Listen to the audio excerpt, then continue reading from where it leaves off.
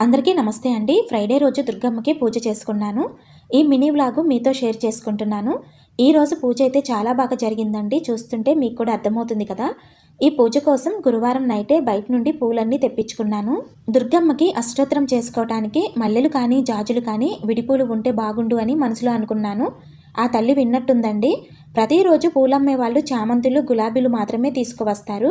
కానీ గురువారం సాయంత్రం జాజి పూలు విడిపూలు అమ్ముతూ పూలవాళ్ళు ఇంటివైపు అయితే వచ్చారు. చాలా హ్యాపీ అనిపించిందండి.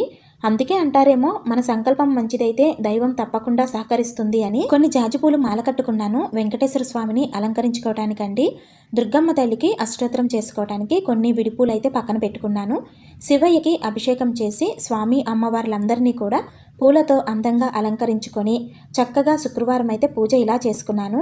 నేను చేసుకున్న పూజ నచ్చితే లైక్ చేయండి, కామెంట్ చేయండి. ఛానల్ని తప్పకుండా మర్చిపోకుండా సబ్స్క్రైబ్ చేసుకోండి. శ్రీమాత్రే నమః.